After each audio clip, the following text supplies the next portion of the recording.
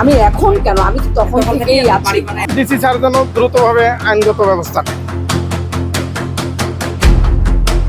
দখল করে এগুলো ভাড়া দিয়ে আপনি দেখেন এইটি সামনে কোচিং সেন্টার ভাড়া দিয়ে রাখছে। দিনাজপুরে জেলা প্রশাসকের কার্যালয়ের 2 কর্মচারীর বিরুদ্ধে খাস জমি দখল ও প্রভাব খাটিয়ে ভাড়া আদায়ের অভিযোগ উঠেছে।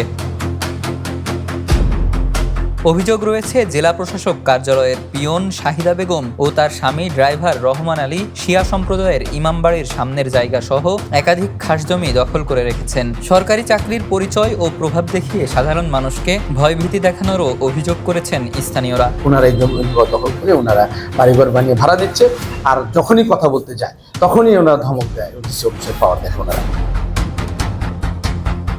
দখল করে আছে তারা ডিসি অফিসেই চাকরি করে, স্বামী স্ত্রী দুজনেই, একজন হচ্ছে ড্রাইভার আর একজন হচ্ছে সাধারণ আয়া। তো এনারা এখান থেকে ডিসি স্যার যেন দ্রুতভাবে আইনগত ব্যবস্থা নেয়। অভিযোগকারীদের দাবি দখল করা জমিতে অনুমোদন ছাড়াই স্থাপনা ও ছাদ নির্মাণ করে সেখান থেকে নিয়মিত ভাড়া আদায় করা হচ্ছে। ইমামবাড়ির সামনের জায়গা দখল থাকায় মুসল্লিদের চলাচলেও তৈরি হয়েছে প্রতিবন্ধকতা। তাদের জায়গা তাদেরকে ফেরত দিয়ে তারা যদি দখলটা ছেড়ে দেয় এবং এখানে মুসল্লিদের যাতায়াতের সুবিধা করে, এটা যে কাছে এলাকাগুলো সুযোগ। তবে অভিযোগ অস্বীকার করে শাহিদা বেগম দাবি করেছেন দখল করা জমিগুলো তার মায়ের কেনা সম্পত্তি। তিনি জানান ইমামবাড়ির জায়গা নিয়ে কথা বললে সেটি ফেরত দেওয়ার প্রতিশ্রুতি দিয়েছেন। না, আমি তো দখল নিয়ে কিনে নিয়েছি ভাইয়া। পানি উন্নয়ন বোর্ডে তোমার কি বলে একজন ড্রাইভার ছিল, উনি চাকরি করতো, উনি বিক্রি করছে। তখনকার দিনে আমার আম্মা 41,000 টাকা দিয়ে কিনে নিয়েছে কাগজ কলমে পজিশনটা।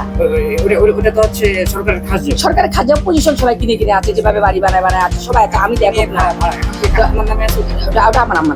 অভিযোগকারী আসলাম সহ স্থানীয়দের দাবি বিষয়টি নিরপেক্ষভাবে তদন্ত করে দখলকৃত খাস জমি উদ্ধার এবং দায়ীদের বিরুদ্ধে আইনগত ব্যবস্থা নিতে হবে।